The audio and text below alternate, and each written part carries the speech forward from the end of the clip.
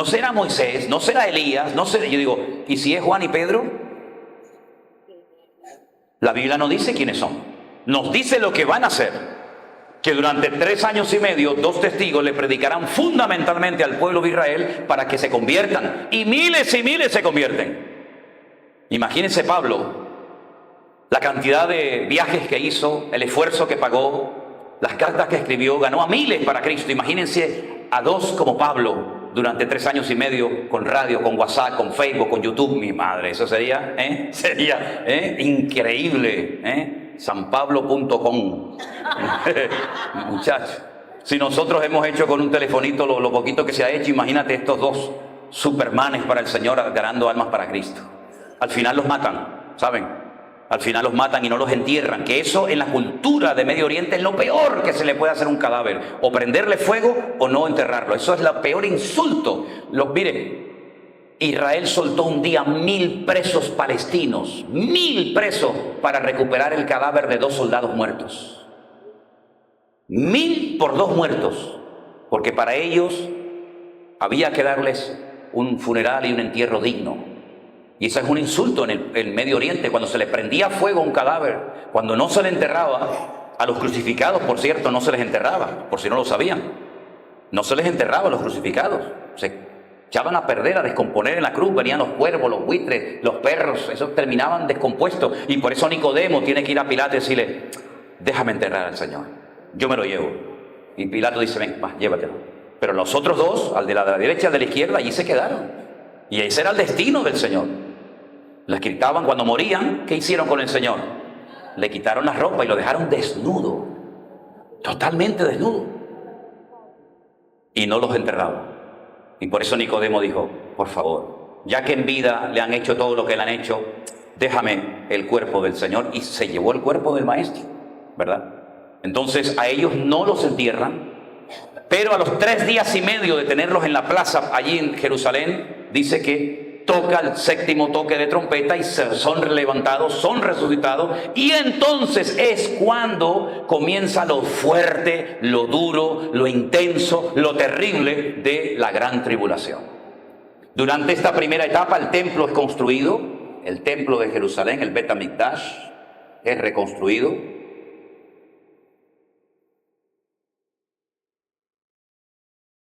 Pero a los 3 años y medio, el anticristo clausura el culto en ese templo, levanta una imagen, seguramente con su cara, y le dice a todo el mundo que a partir de ahora quien hay que adorar es a él.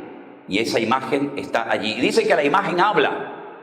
Cuando la Biblia dice que las imágenes tienen boca y no hablan, ojos y no ven, pies y no caminan, probablemente pondrán una pantalla gigante en toda la ciudad de Jerusalén y en muchas naciones de la tierra, y van a ver cómo habla no la estatua, sino habla él, pero la figura de la estatua está allí en Jerusalén, dentro del Kadosh Kadoshim, dentro del lugar santísimo. Y entonces se produce la gran tribulación, y es cuando comienzan las 7 copas de la ira. 7 copas de la ira. 4 demonios tremendamente poderosos y destructivos son soltados después de miles de años, después de haber estado atados en Mesopotamia junto al río Éufrates y Tigres, y hacen un destrozo terrible en la tierra. Y entonces es cuando el anticristo le dice a los judíos, aquí el que manda soy yo, aquí yo soy Dios, aquí se acabó de adorar al Señor, etcétera, etcétera. Y entonces lo que hace es un control mundial de la población y comienza a marcarlos como si fueran animales. Y es entonces cuando le pone una marca a la gente que la conocemos como la marca de la bestia, del famoso 666, ¿verdad?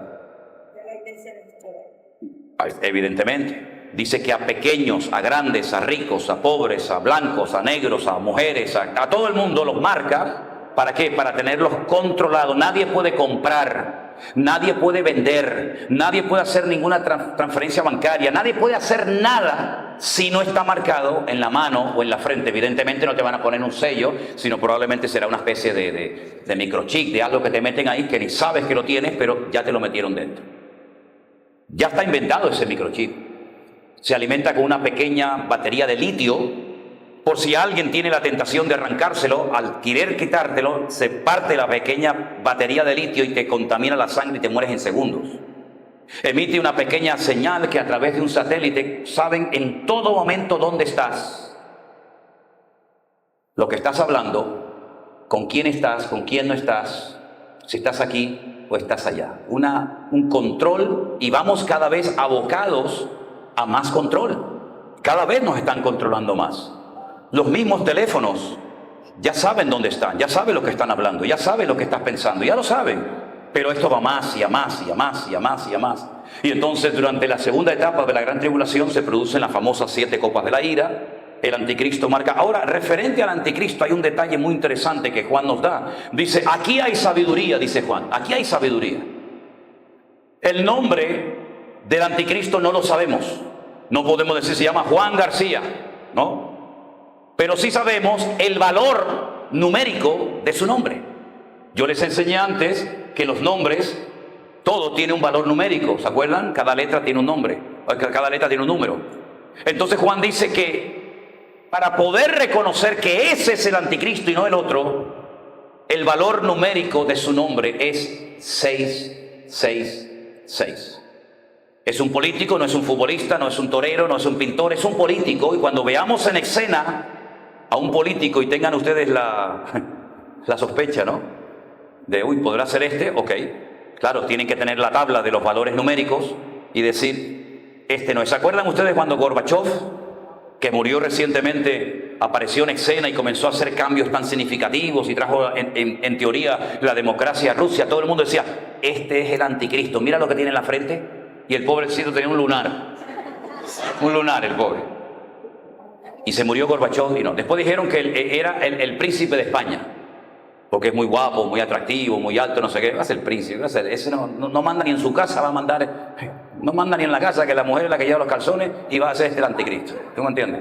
Entonces, se ha ido especulando, pero la Biblia nos da datos. Por ejemplo, un dato, su nombre suma 666. Otro dato, interprételo como quiera, del amor de las mujeres no hará caso. Ay, amigo,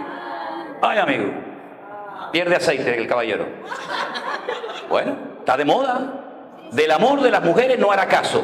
Puede ser que a lo mejor le vaya al bando contrario o que se quede soltero. Tiene una doble interpretación, ¿sí o no?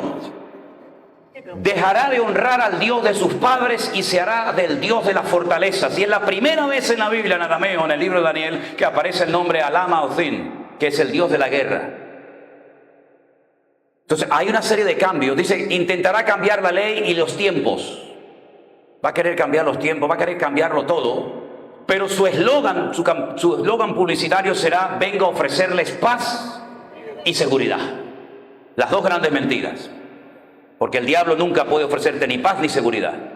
Pero él viene a ofrecer paz y seguridad, lo cual significa que en el momento en el que este caballero aparezca, no hay ni paz ni seguridad en el mundo. Y cada vez vivimos con más inseguridad, ¿sí o no? Cada vez en el mundo se vive más asustado, no mires para allá, cuidado con este. Y vendrá un momento en el que la gente tendrá pánico hasta de las hojas de los árboles que se caigan, hasta del estruendo de las aguas, etcétera, etcétera. Entonces estamos abocados a todo esto, pero antes de decirles cuándo se va a producir todo esto, que también la Biblia lo dice, y ustedes tienen que saberlo, quiero dar lugar, por si alguien tiene alguna pregunta sobre lo que estoy hablando aquí, antes de avanzar un paso más. No sé qué hora es. ¿Tienen ustedes hora por ahí? 10:15. Ah, vale, entonces nos queda un poquito de tiempo. ¿Alguien tiene alguna pregunta? Pero tendrían que acercarse al micrófono, por si son tan amables, hermanos. Dígame, acérquese al micro. No hace falta que lo saquen de ahí. Pastor, mi pregunta es con respecto a la sana interpretación del tema de la escatología, ¿no? Según el libro de Génesis, la edad del patriarca Enoc, que fueron 365 años, representa estos 3 tiempos y medio de lo que habla el profeta Daniel en las 70 semanas. O más directamente sería, representa la edad del patriarca Enoc, los 365 años, la venida de Cristo o el rapto de la iglesia. Yo en ningún momento he hablado del patriarca Enoc. No. El patriarca Enoc en este cuento no pinta nada. Esas son cosas que se han puesto en libros, que si el patriarca vivió tanto, si el diluvio duró no sé qué, y si Noé estuvo no sé cuánto tiempo en el arca, eso quiere decir que Es decir, la información fidedigna, exacta, clara y directa para entender temas escatológicos está fundamentalmente escrito por Pablo, por Pedro y por Juan en el Nuevo Testamento. El caballero Enoc, con todo mi respeto, no pinta absolutamente nada en todo esto que tiene que ver con la gran tribulación y con los últimos tiempos. Yo lo he leído y sé todo eso que especula, pero no tiene nada que ver, nada que ver. Es más, al único personaje del Antiguo Testamento al cual se hace referencia cuando se habla de estos tiempos, ¿saben quién fue? Noé. Noé, sí. Como en los días de Noé, así será la venida del Hijo del Hombre. El único personaje del Antiguo Testamento, y también se menciona a una mujer. Sí. ¿A quién? ¿A quién? A la mujer de Lot. Acordaos de la mujer de Lot, salvo la mujer de Lot, que no sabemos cómo se llamaba y tampoco hace falta. Y el otro que le dije ahora, Noé. No hay ninguna referencia ni a Enoc ni a nadie para poder interpretar adecuadamente este tema. Perdón, y el tiempo de un año también que dura el diluvio con Noé, tampoco representa ningún símbolo con respecto a... Bueno, si queremos sacar símbolos, la Biblia tiene diferentes, digamos, interpretaciones. Lo que pasó en Noé fue literal, no es simbólico. Entonces yo no puedo tener dos varas de medir. Yo no puedo decir, bueno, esta parte de la historia es literal, pero esta parte es simbólica. No puedo trabajar con pulgadas y con centímetros al mismo tiempo. Por consiguiente, si lo de Noé fue literal, ¿por qué le queremos dar una interpretación simbólica? Es simplemente un tipo, la palabra tipo es una figura literaria que anticipa algo del futuro. Pero realmente el mensaje de Noé, ¿cuál fue? Bueno, un hombre que se preparó, que pasó por el diluvio, pero Dios lo protegió sobrenaturalmente durante el tiempo del diluvio. Y cuando salió, vio un cielo y una tierra nueva, que es lo que le va a suceder a la iglesia, que siempre ha sido y será protegida sobrenaturalmente por la mano del Señor. Pero ir más allá de lo que puede representar o tipificar esta historia bíblica es querer rizar el rizo. ¿Me explico, hermano? Sí. Ok, Dios le bendiga, mi hermano. Gracias por su pregunta. Tiene que ir al micrófono, hermana. ¿Perdón? No, es que usted habla durito, pero los que están en casa no le van a oír. Porque lo estamos grabando, ¿sí? Es que por amor a los hermanos que están en casa, porque muchas veces dice, pastor, pero es que no hemos oído nada. Bueno, para eso pusimos eso. Dígame, hermana, abre el micro ahí. Dios le bendiga. Bueno, no sé, pastor, lo que usted nos acaba de explicar sobre varios datos para identificar más o menos cuál puede ser el anticristo. Usted nos dice que es una persona que intentará cambiar la ley. Pues como todo lo establecido por Dios, vemos que ya el Papa Francisco, la Biblia, lo que sabemos es que ya la va a modificar, según pues no. Y es una persona, hablando políticamente, súper poderosa, nos lo acaba de explicar. Entonces pues le da uno como una somera idea que puede ser el personaje. El anticristo no puede ser nunca un papa, porque el papa no se dedica fundamentalmente a cuestiones políticas, aunque también ejerce cuestiones políticas, pero el anticristo es 100% político y al final se volverá contra todo lo que es objeto de culto. El papa o el papado, en todo caso, podría representar la línea del falso profeta, pero no la parte política que la lleva el anticristo, ¿sí? Ahora, a lo largo de la historia, no solamente este papa. Por ejemplo, ¿por qué la Biblia de los católicos tiene más libros que la nuestra? ¿No se ha preguntado nunca eso? Porque la gente nos dice, claro, es que ustedes le quitaron libros de la Biblia y por eso, no, es al revés, caballero. En el Concilio de Trento, en el siglo XVI, el Papa de turno le metió 7 libros a la Biblia. No es que nosotros le quitamos, es que ustedes le metieron 7 libros que no tienen nada que ver con lo que es la revelación profética. Tobías fue una mujer judía que es una heroína que se acostó con el enemigo y le cortó la cabeza. Sí, muy interesante. Los macabeos, ¿verdad? Que son los hijos de un personaje judío muy famoso, ¿verdad? Utilizaron la guerra para liberarse de la opresión de los griegos. Es historia judía, pero que no tiene nada que ver con la revelación de Dios. Entonces, a lo largo de la historia se metió el purgatorio, se metió el limbo, se metió los libros apócrifos, se metió la confesión auricular, se metió la adoración a la sagrada forma o la Eucaristía, etcétera, etcétera, etcétera. Y todo esto es señal de que hacen una mala utilización del poder para llevar a las multitudes a la ruina. España inventó la Santa Inquisición. Y la Santa Inquisición era que se le hacía un favor al hereje por decir que solamente la sangre de Cristo salva y perdona de los pecados, y había que hacerle un favor, había que purificarlo. ¿Y qué es lo que purifica? El fuego. Entonces le prendemos fuego a la señora. Y nos tienes que dar las gracias que te estemos quemando.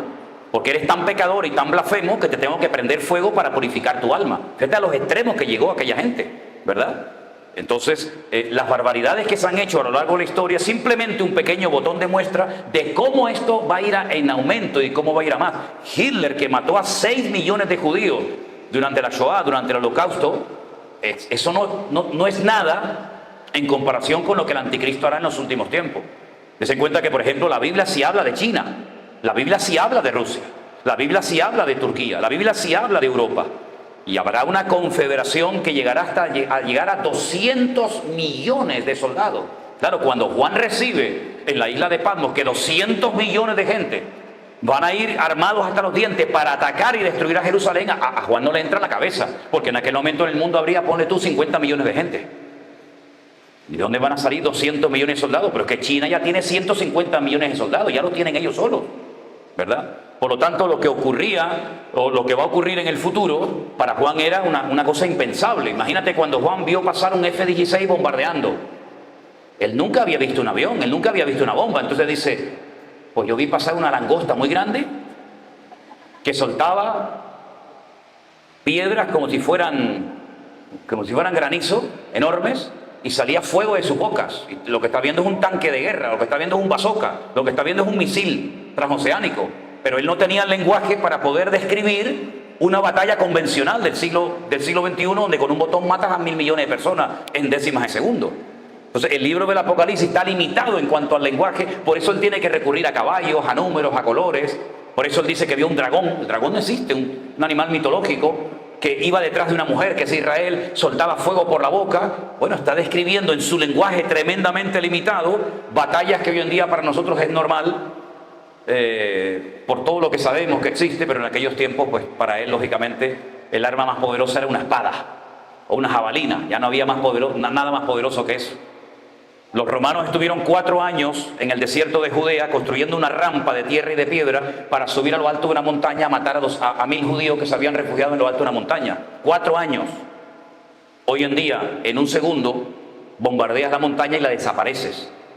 Israel tiene armamento hoy en día que toda la gente sabe, que dice que los países más montañosos los deja planos como el desierto. Le cambia la orografía del país. Israel tiene protocolos, uno de ellos el protocolo Sansón, que dice, si nos quieren destruir, nosotros destruimos todo Medio Oriente en 7 minutos. Todo el Medio Oriente en 7 minutos lo destruimos. Por eso Israel, que es una miniatura de país, nadie se atreve a atacarlo porque sabe que como te ataque, te destruye. Israel ha hecho guerras en una semana y ha destruido a cientos de miles y miles de soldados en una semana. Toda la aviación de Egipto, toda la aviación de Libia, toda la aviación de Siria, de otros países la destruyó en décimas de segundo. Y la ONU tuvo que decir, no sigan, paren, porque esto como sigan así nos destruyen a todos. Pero todo eso lo contó Juan en un lenguaje lógicamente muy limitado. Perdón hermana, ¿tienes una pregunta? Acércate al micro para que te oigamos. Bendiciones, pastor. Bájale el micro, Luis, que no se oye. ¿Me pueden poner un poquito de aire por aquí, si son tan amables? Porque me estoy asando como un pollo, Pastor, cuando... Empecé la reunión hoy con 80 kilos, ya voy por 67. No me va a conocer mi mujer cuando vaya. Ay, ¿qué le hicieron a mi marido? Diga, perdón, hermano.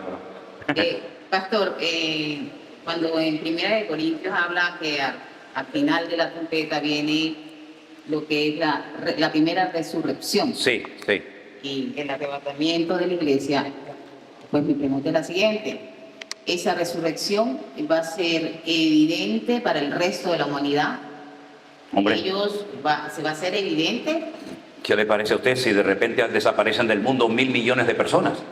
Que se dice que más o menos el número de cristianos que hay hoy en día en el mundo. Y en cuanto al arrebatamiento y en cuanto a la resurrección. Pues idem de lo mismo. Imagínese usted miles y miles, por no decir millones de cementerios en el mundo que de repente desaparezcan un montón de muertos. Por ejemplo, en Galicia, de donde es mi mujer, en el pueblo, como los católicos no enterraban a los protestantes, sino que los tiraban, porque eran perros, no eran dignos de sepultura, los ingleses, que fueron los que fundaron la iglesia, compraron un terreno para poder enterrar a los hermanos de la iglesia. Allí está enterrado el papá de mi esposa, su abuela, su bisabuela, su tatarabuela, porque ella es de muchas generaciones. Imagínense cuando todo ese cementerio de creyentes desaparezca. Claro que va a ser muy evidente, va a ser tremendamente evidente, muy evidente. Gracias, pastor. Ahora, déjeme que les diga una cosa. La Biblia habla de 2 resurrecciones, ¿sí? Que hablo más alto. Hablo. Como me están haciendo así. A ti. Okay. Primera resurrección aquí. La primera resurrección. Pero esta es para vida. La segunda resurrección aquí. Segunda resurrección.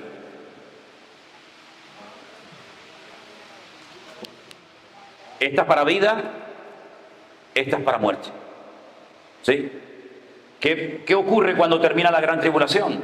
Bueno, la gran tribulación termina con una batalla terrible que se llama la batalla de Armagedón, en el valle de Josafat o el valle de Megiddo. Para mí es uno de los valles y de las panorámicas más hermosas que se puede contemplar en el mundo. Es un lugar que yo llevo muchas veces a la gente a un monasterio católico, que es el monasterio de los padres o de los curas carmelitas, y en lo alto de la azotea te dejan subir, y cuando llegas arriba ves todo el valle de Megiddo delante de tus narices, desde el monte Hermón, allí en el norte, hasta el mar Mediterráneo, ¿verdad?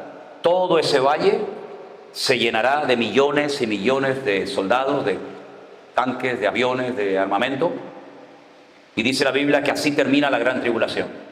Cuando el anticristo logra juntar a las naciones árabes, logra juntar a Europa, logra juntar a millones de personas para decir, vamos a destruir a este pueblo definitivamente para siempre, cuando ya Israel ya no dé más y esté agotado y ya esté con la soga al cuello, porque dice que habrá tanto derramamiento de sangre que la sangre llegará a la altura de los caballos, porque es como un lagar, es como una olla, y dice el Señor, y yo los traeré a ese lugar y allí los pisaré como se pisa las uvas en el lagar.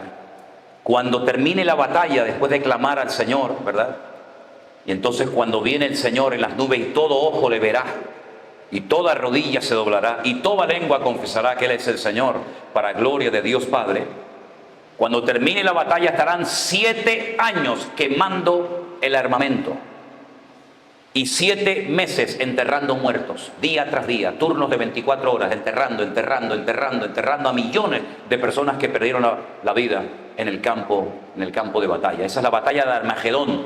Es un valle. Cuando yo voy allí con la gente, allí hay, hermanos, historias bíblicas extraordinarias. Allí enfrente, donde estás tú, Simón, allí está el monte Gilboa, donde murió Saúl y Jonatán. Allí está el monte Tabor, donde el Señor Jesucristo fue transfigurado y lo vieron sus discípulos, Pedro, Jacobo y Juan, ¿verdad? Allí está el monte Hermón, allí está el valle donde Barak y Sísera pelearon. Allí está, y tanta historia en aquel lugar extraordinaria. Napoleón visitó ese valle, y Napoleón, cuando vio ese valle que entró por Jope, por Jaffa, él dijo, este es un valle perfecto para llevar a cabo una gran batalla. Y allí se va a llevar a cabo esa gran batalla. Termina la gran tribulación con una batalla terrible, viene el Señor Jesucristo y entonces comenzaría el milenio, donde Cristo va a gobernar a las naciones desde la ciudad de Jerusalén. Lean Zacarías capítulo 14. Y todas las naciones que hubieren sido salvas tendrán que subir todos los años a Jerusalén a adorar al Rey y a celebrar con Él la fiesta de los tabernáculos, más o menos por el mes de octubre. Y la nación, los líderes del mundo que no quieran subir, ese año Dios nos manda la lluvia sobre sus países. ¿Qué les parece? 1000 años reinaremos juntamente con Cristo. Durante ese tiempo Satanás está atado, no está destruido, está atado. Al final del milenio ya habrá aprendido la lección, ¿no? Ya el anticristo le falló, perdió la batalla, ya después de 1000 años ya el diablo estará más que arrepentido, ¿no? No, Señor. Sigue R con lo mismo. Quiere volver otra vez a levantarse contra el pueblo de Dios, y es cuando el Señor dice, hasta aquí llegaste, amigo, se acabó.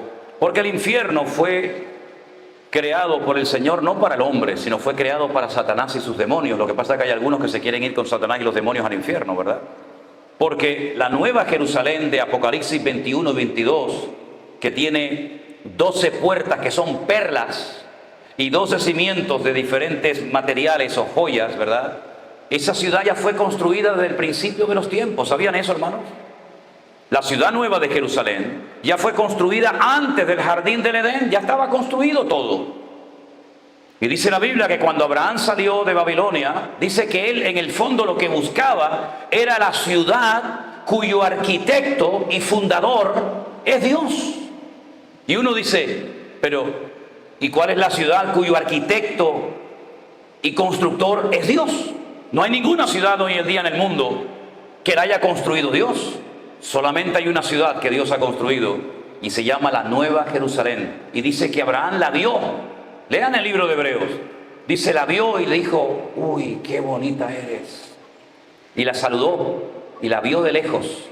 Y en ese lugar donde la vio fue donde siglos más tarde los judíos dijeron, bueno, construyamos algo lo más parecido a esa ciudad que nuestro patriarca Abraham vio, y construyeron una casa y la forraron de oro y la llamaron el Bet Hamikdash, que es la casa santa donde Dios va a vivir, como un prototipo, ¿verdad?, en miniatura de lo que Abraham vio de la Nueva Jerusalén, ¿verdad?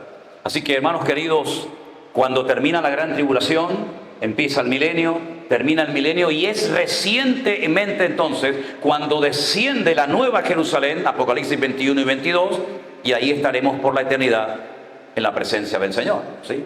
Así es que cuando ustedes comiencen a hablar de anticristo, de falso profeta, de esto y de aquello, tienen que tener este esquema en la cabeza para que sepan en qué parte de la historia nos encontramos. Ahora, antes de que demos por finalizada, por así decirlo, la clase y hagan cualquier pregunta, ¿cuándo va a arrancar todo esto, hermano? ¿Cuándo va a empezar? Porque todo esto está muy bonito, todo esto está muy interesante, pero ¿hay alguna clave, hay algún dato, alguna información para decir, va a empezar cuando pase esto? Yo creo que sí lo hay. Si quieren, cuando venga el año que viene a Colombia, se lo puedo decir. Como los culebrones que ustedes nos mandan a España, dicen, continuará. ¿Se casó o no se casó? Continuará. La reconstrucción del templo es inminente.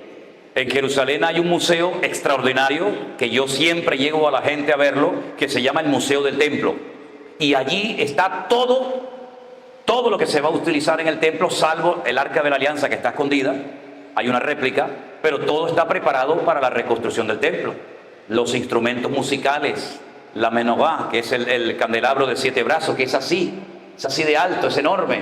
Tengo por ahí fotografías de oro, todo de oro, de arriba abajo, 1500 kilos de oro, imagínense lo que vale eso, ¿verdad? El altar, las ropas, hay unos instrumentos hermosos, unas trompetas enormes de plata, todo está preparado. Las piedras del templo son piedras ya cortadas, numeradas, porque en la construcción del templo no se podía ni se podrá hacer ruidos de martillos, de golpes, ¿no? Sino que hay que trabajar en silencio y se lleva todo preparado. Entonces las piedras que no se han podido utilizar para nada se llaman piedras kosher, piedras santas, y están enterradas, están metidas debajo del Mar Muerto. Allí están sepultadas, para que cuando llegue el momento se las saque, se las lleva a Jerusalén. Aquí va la piedra número 1, aquí va la 2, aquí va la 3, y de ahí viene aquello que dijeron, la piedra que desecharon los edificadores vino a ser la cabeza del ángulo, ¿verdad? Porque dijeron, esta piedra no encaja, y era la que cerraba la edificación, y al final esa piedra tipifica a Cristo, que dice, no sirve para nada, y al final dice, uy, ven para acá que tú eres el Señor, ¿no? Entonces todo está preparado. Incluso lo que más me ha llamado la atención, o una de las cosas que más me ha llamado la atención, es un arpa de madera de 22 cuerdas. El alfabeto hebreo tiene 22 letras. Aleph, Bet, Gimel, Daleth, Hei, Vav, Zayin, 22 letras. Entonces, si usted toca la cuerda 4, la 8, la 9 y la 10, usted está tocando la palabra aleluya. Si usted toca la cuerda 20, 18, 19 y 14, usted está diciendo bendito sea el Señor. Entonces, cuando tú oyes el sonido, tú sabes que está diciendo bendito sea el Señor para siempre su misericordia. No te lo está diciendo, pero está dando el sonido, ¿verdad? Para que tú reconozcas que ese sonido es una palabra que glorifica al Señor. Es cuando los que estuvimos en el ejército sabíamos que las órdenes y muchas cosas se anuncian con un toque de trompeta. Cuando llegas al ejército no entiendes nada, te suena todo igual. Pero llega un momento que el oído lo tienes tan afinado que sabes que ahora es el momento de oración. Y ahora es el momento de dormir. Y ahora es el momento de levantarte. Y ahora es el momento de ir a la guerra. Y ahora es el momento de ir y coger la metralleta y prepararla y montarla y irte al campo de batalla. Si todo sea con trompetas, ¿verdad? Como en un barco, se da todo con un silbato. Con un silbato se dan las órdenes. Bueno, pues hay instrumentos que se tocan y tocan música bíblica. Bueno, pero esto es otro tema para otro día. Entonces, hay un punto de partida para la reconstrucción del templo y es lo que se llama en hebreo, aprendan esta frase, pará adumá. Pará significa vaca en hebreo. Adumá es el color rojo. La vaca roja. Los judíos están esperando que aparezca una vaca roja de pelos totalmente pelirrojos. No puede tener ninguno blanco, negro, no, todos tienen que ser iguales. Porque esa vaca, según el libro de Números, se tiene que poner sobre el altar, se tiene que sacrificar, se tiene que quemar y con las cenizas se tiene que purificar la explanada del templo para poder reconstruirlo, ¿vale? Como esa vaca no ha aparecido, todos están esperando a que aparezca y, bueno, yo qué sé, son esas cosas que nos suenan raras, pero es la pura realidad. Pero todo está listo, todo está preparado. Ahora bien, ¿cuál es el punto de partida? Bueno, vamos a leerlo y ya con esto vamos concluyendo, ¿les parece? En Tesalonicenses, una de las cartas que el apóstol Pablo le escribe a esta iglesia, segunda de Tesalonicenses, por favor, capítulo 2. Luis, ¿me borran? En el versículo 1, sí, todo. Segunda de Tesalonicenses 2:1. Presten atención al orden. Estos son como los eslabones de una cadena. Un texto te lleva al otro y así sucesivamente. Escuchen. Versículo 1. Con respecto a la venida de nuestro Señor Jesucristo y nuestra reunión con Él. Ahora, antes de seguir leyendo, permítame decir que el Nuevo Testamento se escribió en griego. Y en griego, tanto como en el hebreo, hay palabras específicas para no confundir una cosa con otra. En griego hay dos palabras para referirse a venida. Una es la palabra parausía y otra es la palabra epifanía. La palabra epifanía hace referencia a la primera venida del Mesías, que ya se produjo. Los católicos celebran la epifanía. ¿No se acuerdan ustedes? No se acuerdan, bueno, no se pierden nada. Y la segunda palabra es la palabra parausía. Es decir, que podíamos leer perfectamente el texto 1 de la siguiente manera. Con respecto a la segunda venida de nuestro Señor Jesucristo y nuestra reunión con Él, ¿se dan cuenta? Está hablando de la segunda venida, no de la primera. Os rogamos, hermanos, que no os dejéis mover fácilmente de vuestro modo de pensar. Ni os contrubéis, ni por espíritu, ni por palabra, ni por carta, como si fuera nuestra, en el sentido de que el día del Señor está cerca. Si esto lo dijo hace 2000 años, imagínense ahora. Nadie os engañe en ninguna manera. Ojo con esto. Cuidado, porque es una de las cosas que el diablo quiere que la iglesia no entienda, que la gente ignore. No vendrá, ¿quién? ¿De qué está hablando Pablo? De la venida del Señor, ¿sí o no? Bueno, pues no va a venir. Aquí está más claro que el agua. El Señor tiene que venir, pero no va a venir hasta que venga la apostasía y se manifieste el hombre de pecado, el hijo de perdición. Entonces, ¿qué es la apostasía y quién es el hijo de pecado o el hijo de perdición? Porque si no va a venir el Señor hasta que estas dos cosas ocurran, yo necesito saber de qué se trata este tema. La apostasía es la anarquía, el desorden, la pérdida de valores. Todo vale. Ahora lo malo es bueno, lo bueno es malo, lo blanco es negro, los dulces es salado. Ya estamos viviendo en esos tiempos, ¿sí o no? Uno sale por las calles y uno mira por atrás a unas parejas y dice, ¿esto qué cosa es? Y cuando se da la vuelta dice, upa, aquí necesito discernimiento de espíritu, amigo. Porque ¿esto qué cosa es?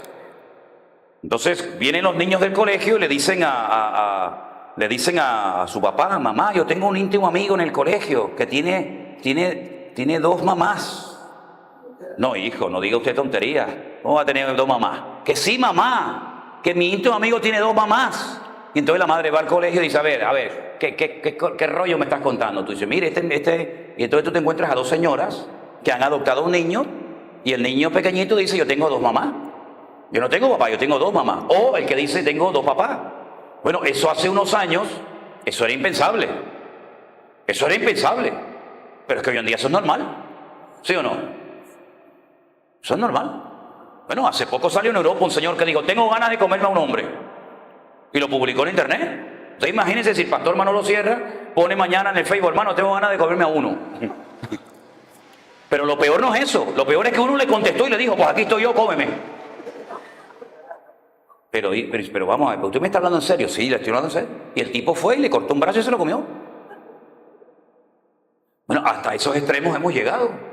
Hasta esos extremos hemos llegado. Si la maldad, dijo el Señor, se va a multiplicar, ¿por cuánto? No lo sé, pero la maldad va a ir en aumento. ¿Qué más quisiera yo decirle, hermano? No se preocupen, esto en 2 años, esto es el paraíso terrenal. Todo el mundo va a tener trabajo, va a haber un respeto tremendo, el país se va a levantar, vamos a ser prósperos. Es que yo no les puedo mentir. Esto se va al garete, como dicen los marineros. Esto es cuesta abajo y sin freno. ¿Es así? Hijos que matan a los padres, padres que matan a los hijos. Esto es un desorden total. Esto es lo que la Biblia llama la apostasía, donde Dios molesta, Dios no sirve para nada. Vaya usted a cualquier universidad de Colombia o del mundo. Muchacho, eso es Sodoma y Gomorra. Eso es terrible. Hoy en día una niña de 12, 13, 14 años te da clases y te dice cómo es y cómo no es. Eso tenía que venir antes de que viniera el Señor, como los días de Noé. ¿Por qué dijo el Señor, basta, se acabó? Porque terminaron acostándose hasta con los demonios. Se acostaron los hombres y las mujeres con demonios. Que hoy en día en el satanismo se practica eso. Súcubo e incubo se llama. Y tienen relaciones con demonios y sienten lo mismo que si se acostara con un hombre que con una mujer. Una perversión a la máxima potencia, ¿verdad? Donde todo vale, la zoofilia y todo. ¿Eso está allá entre nosotros? Sí, mi hermano, eso está allá. Vaya usted a Europa. Yo vengo de las Islas Canarias. Las Islas Canarias, esa gente allí, ¿de qué vive? Allí no hay pesca, allí no hay agricultura, allí no hay fábricas de nada, allí no tenemos nada, allí lo que tenemos sol y playa, todo el año, sol y playa. ¿Y quién viene a las Islas Canarias? Pues alemanes, ingleses, franceses, suecos, italianos. ¿A qué? A hacer lo que no se atreven a hacer en sus países. Y usted va a una playa en Canarias y te dice, oh, mamma mía. Y usted se puede encontrar allí pues todo lo que se imagine y más. Y vivimos de eso. Hoteles, restaurantes, cafeterías, conserjes, todo vive en torno a Sodoma y Gomorra. Usted puede ir por las calles de cualquier parte del sur de las Islas Canarias y usted va a ver allí lo que a lo mejor no ha visto en su vida.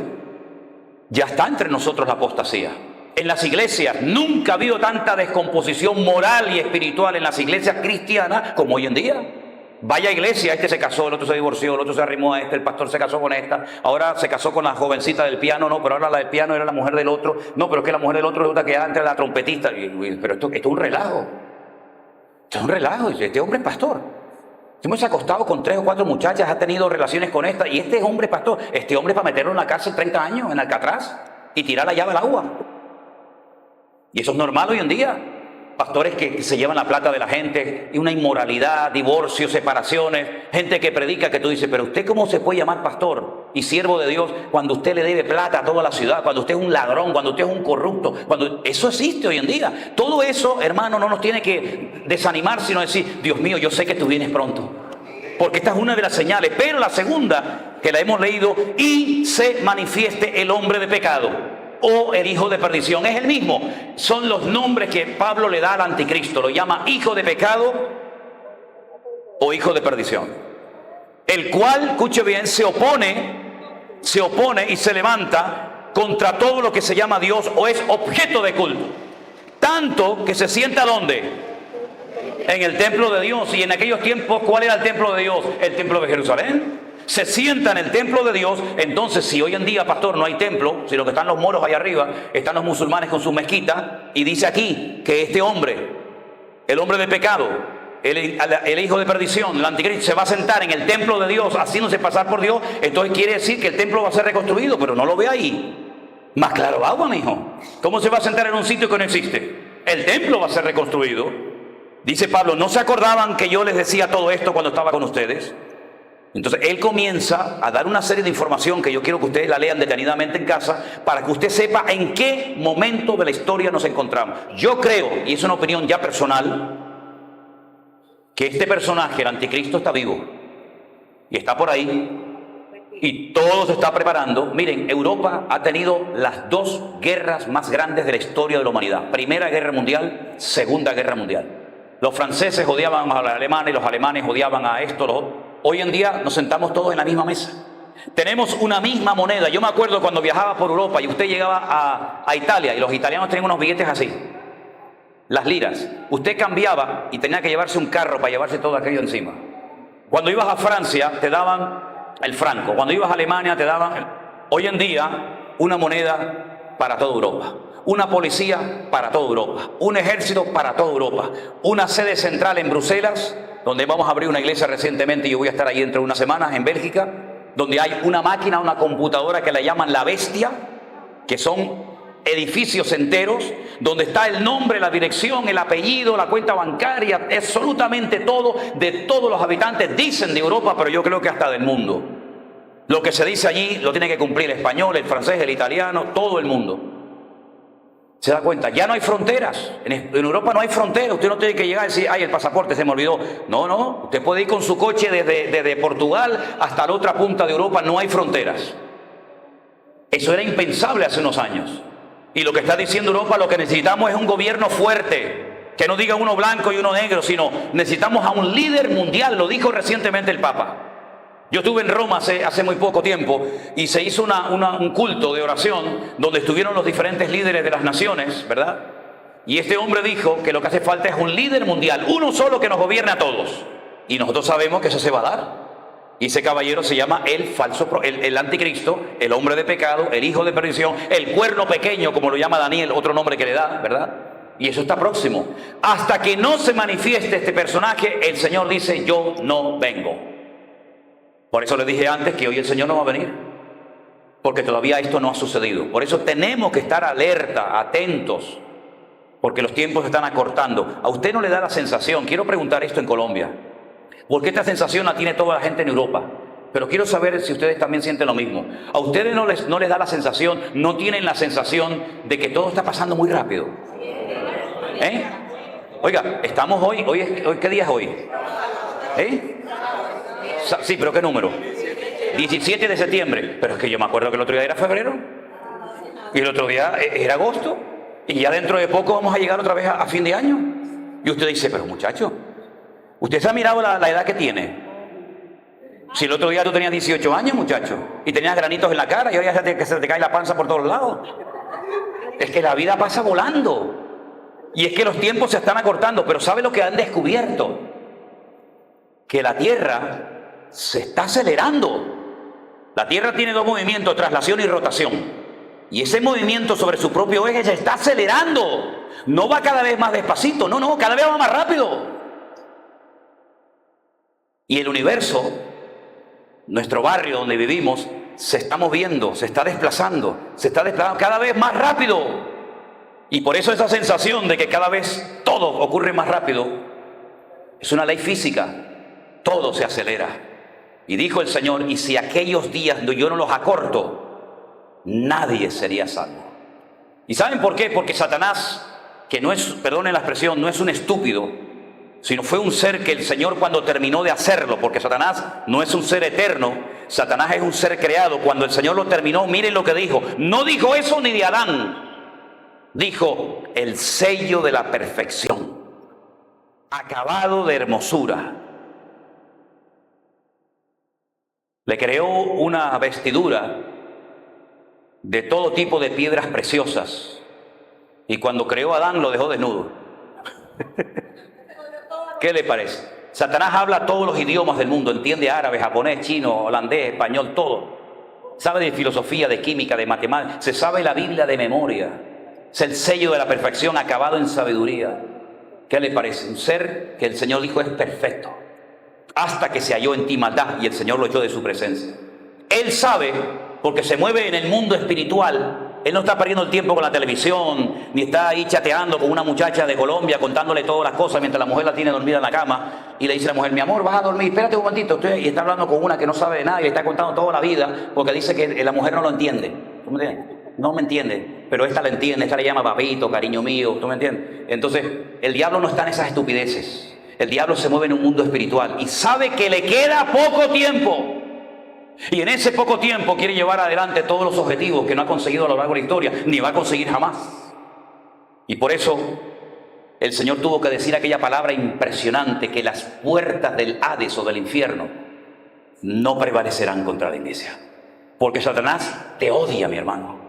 Lo que daría al diablo por decir, tumbé a Manolo Sierra, lo tumbé. Lo que daría al Señor porque el caballero lo que daría al diablo porque se cerrara esta iglesia. Lo que daría al diablo por hacerte caer en pecado y volver a tus vicios antiguos. Él daría lo que fuera, porque para él eres un trofeo de guerra. Pero no le des el gusto, no le des lugar al diablo, sino dije, conmigo no vas a poder, porque mayor es el que está en mí que el que viene contra mí. Bendito sea Dios. Aleluya. Gloria a Dios. Y entonces cuando yo leí ese texto, las puertas del Hades no prevalecerán contra la iglesia, yo me pregunté un día en Israel y dije, ¿dónde dijo el Señor esta palabra? Y me dijeron, la dijo en Cesarea de Filipo. Y cogí mi coche y me fui a Cesarea de Filipo y viajé todo el país, lo crucé de punta a punta y llegué una noche al norte de Israel, ya estaba ya cerca de Siria. Y yo decía, Dios mío, ¿dónde está Cesarea de Filipo? Y entonces no encontraba a nadie y me encontré por allí un señor a las tantas de la noche y le dije, Cesarea. Y me dijo, no, Cesarea está en la costa. Digo, no, yo no digo Cesarea la marítima, donde estuvo Pablo preso allí con Pedro predicándole a Cornelio. No, yo no hablo de esa Cesarea, yo hablo de una Cesarea que era Cesarea de Filipo. Y me dijo, no, pero esa ciudad ya no existe. Esa ciudad hoy en día se llama Banias. Digo, con razón yo no la encontraba. Y entonces me fui a Banias y era de noche, oscuro, totalmente oscuro. Y resulta que cuando llego a Banias de noche me encuentro una montaña de roca, así enorme, inmensa, y unas ruinas, como de un edificio, de un templo destruido. Y espero unos días y cuando llego allí, me dice, no, esto es un parque nacional. Y estas ruinas eran un templo que cuando usted se metía por dentro, terminaba en una cueva. Y era el templo al dios Pan, pero no al pan de comer, sino al dios del pánico, del terror, de la muerte. Y se le adoraba lanzando a esa cueva donde salía fuego de abajo, como muchas cuevas en Canarias tenemos que nos sale fuego, y allí la gente hace las comidas. Pues a ese fuego se le lanzaban jovencitas vírgenes y niños recién nacidos para adorar al dios Pan. Y aquí fue donde vino Cristo y le dijo a sus discípulos, las puertas del infierno no prevalecerán contra la iglesia. Y resulta que tiempo más tarde de haber estado el maestro allí y de ver cómo tiraban animales y personas vivas para adorar a ese Dios, al poco tiempo dejó de salir fuego y comenzó a salir agua. Sí, hermano, agua de la roca. No es nuevo, ya el Señor lo hizo en el Antiguo Testamento. Y resulta que sale tanta agua que se junta al río Jordán y es uno de los afluentes más importantes del río Jordán, y cesó el fuego porque allí estaba la muerte hasta que llegó aquel que dijo, yo soy el camino, la verdad y la vida, y cambió la muerte en vida para su gloria y su honra. Y 2000 años han pasado y la iglesia aún no ha sido arrebatada. Nuestros hermanos han muerto torturados, quemados, crucificados y de muchas formas, pero todos hemos muerto, o todos han muerto, y todos nos mantenemos con la fe y con la confianza de que Cristo va a venir otra vez. Y como dice el Señor en Pedro, Él no retarda su promesa, hermano.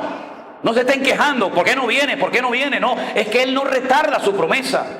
No se olviden de que para el Señor un día es como 1000 años y 1000 años como un día. Sino que Él lo que está dándole es oportunidad al pecador, a la humanidad, para que se arrepientan y le conozcan y le reciban. Porque llegará el momento que será demasiado tarde. Por eso dice la palabra, si oyereis hoy su voz, no endurezcas tu corazón.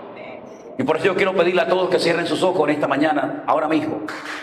Y quiero preguntar, si alguien hay aquí en esta mañana entre nosotros, que usted no le ha entregado su vida a Jesucristo, ahora es el momento, antes de que sea demasiado tarde, mi amigo. Toma asiento. Ahora es el momento de decir, Dios mío, perdóname porque he sido un ignorante. He vivido adorando a dioses muertos de plata, de oro, de madera, que no tienen poder para nada. Pero hoy he entendido que tú moriste en la cruz y resucitaste al tercer día y estás vivo y estás sentado a la diestra de Dios Padre y volverás a buscar a tu amada iglesia. Y yo quiero estar preparado y no quiero quedarme y no quiero condenarme en las llamas del infierno por la eternidad. Porque si es verdad que el cielo y la vida nueva, la vida eterna existe, también es verdad que hay una condenación eterna. Te guste oírlo o no, me da igual. Pero es la pura realidad. Y yo no puedo mentirte, yo no puedo endulzar tus oídos para que te vayas contenta de aquí y digas, ay, qué bonito mensaje. A mí me da igual si le gustó o no le gustó el mensaje. Yo no he viajado miles de kilómetros para venir aquí a agradar a la gente, ni para que me aplaudan, ni me den regalos. Yo he venido aquí para decirte la verdad que a lo mejor nunca nadie se atrevió a decirte, y la verdad es que Cristo viene pronto. Y si no estás preparado, te vas a condenar por la eternidad. Y sería una tragedia haber vivido como un miserable en la tierra y vivir como un pecador en la eternidad, condenado lejos de la presencia del Señor. Hoy tienes la oportunidad de pedirle perdón a Dios. Hoy tienes la oportunidad de decirle, Señor, yo heredé la religión que los españoles trajeron de España. Me la impusieron a la fuerza. Mi padre la creía, mi abuelo la creía, pero tú no eres religión. Dios mandó a su Hijo unigénito al mundo para morir por nosotros. Cristo no era católico, hermano. Cristo no era evangélico. Cristo no era musulmán. Cristo era el Rey de Reyes y Señor de los señores. Y Él ha venido para darte vida y vida en abundancia. Y por eso, si usted en esta mañana no la ha recibido, ahora es el momento. Yo no le invito a que se apunte a una iglesia. Vaya a la iglesia que quiera, como si no quería ninguna. Eso es problema suyo, no mío. Yo no le invito a una religión, cambie la religión. No, que yo soy católico, era evangélico. Eso no sirve para nada, hombre. Yo le invito a que usted pueda nacer de nuevo y experimentar el amor de Dios en su corazón. Si en esta mañana hay alguien que no le ha rendido nunca su vida a Jesús, hágala ahora. Usted quiere que oremos por usted, lo hacemos, no hay problema. Levante su mano si usted le quiere entregar por primera vez su vida al Señor Jesucristo en esta mañana, y yo voy a orar por usted en este momento. Levante su mano aceptando al Señor si usted no lo ha hecho. Dios te bendiga. Dios le bendiga a usted también. Dios le bendiga, doña. Allí donde están sentados no hace falta ni que vengan al frente. Digan, Señor Jesús, yo te entrego mi corazón, mi alma en esta mañana. Reconozco que soy un pecador, que estoy perdido sin Cristo, pero yo te pido perdón. Ven a mi vida, cámbiame, Señor.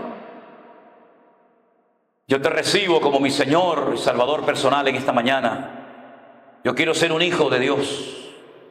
Yo quiero estar preparado para tu venida, porque sé que tú vienes pronto. Y yo quiero irme contigo, Señor. Yo quiero estar contigo por la eternidad. Y yo pido en el nombre de Jesús que tú limpies mis pecados en este momento. Yo me rindo a ti. Te lo pido con todo mi corazón. En el nombre de Jesús. Amén. Y amén. Dale ese fuerte aplauso al Señor en esta mañana, hermano querido.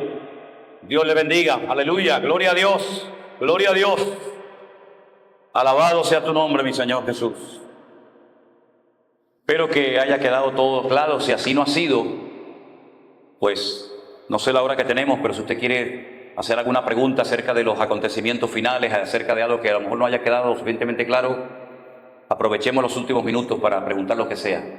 ¿Tienes una pregunta? Sí, señor. Adelante. Bendiciones, muy buenos días para todos. Buenos días.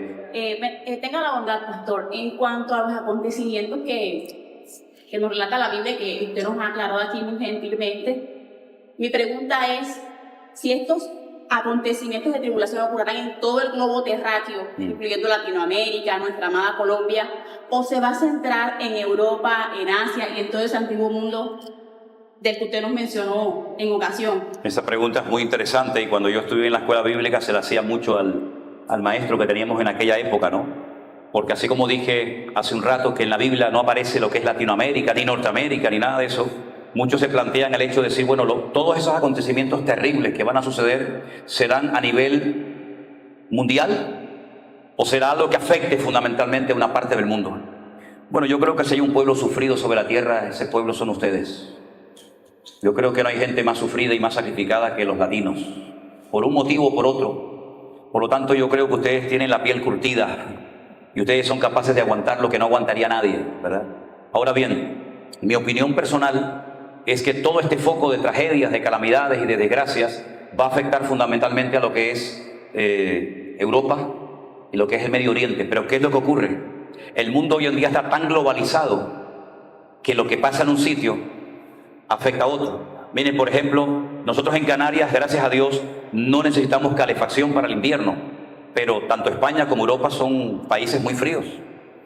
Y Rusia, que está en pleno conflicto bélico con Ucrania, ya cortó, ya cerró el grifo, porque a Europa nos viene el gas por Rusia, por el oleoducto de Rusia, o por Argelia y Marruecos.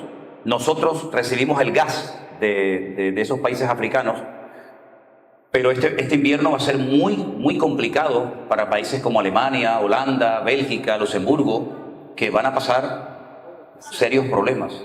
Entonces, no, la guerra es en Ucrania, sí, pero la guerra es en Ucrania, pero yo estoy pagando la gasolina a $2.30 en España hoy en día. ¿Por qué? Porque ya no nos llega tanto de allá. Y la luz, todo se ha disparado y uno dice, bueno, pero yo no soy de Ucrania, sí, pero es que de Ucrania era el granero de Europa, si todo el grano venía de Ucrania, hay guerra, ya no hay grano, entonces, ¿qué hacemos? Entonces yo creo que, aunque no va a afectar, digamos, los acontecimientos finales directamente a Latinoamérica, pero es que Latinoamérica, de alguna manera u otra, está conectada con otras naciones de la Tierra. Y lamentablemente, y digo esto con todos mis respetos, los países de Latinoamérica que son tan ricos en materias primas, porque Latinoamérica, ¿qué es lo que no tiene, mijo? Ustedes tienen todo, tienen oro, tienen hierro, tienen petróleo, tienen todo. Bueno, ustedes tenían que vivir como multimillonarios. Ustedes tenían que ser la gente más rica de la Tierra, pero por una mala administración, por etcétera, etcétera, esos recursos, miren Venezuela, yo nací en Caracas, Venezuela es un país rico, y Venezuela está destruido. Entonces, en vez de haber utilizado esos recursos para bendecir al pueblo, como por ejemplo hizo Noruega, Noruega es un país de 3 millones de gente, un país chiquitito, un país que no tenía un buen nivel de vida, descubrieron petróleo, hoy en día los noruegos son todos ricos. Porque el gobierno lo que hizo fue distribuir esa riqueza en el pueblo y hoy en día un sueldo mínimo y básico de un noruego son $4.000 al mes. Entonces, ¿cómo vive esa gente? Bueno, no tienen que pagar nada. ¿Por qué? Porque distribuyeron la riqueza. Entonces yo creo que tenemos que ser honestos.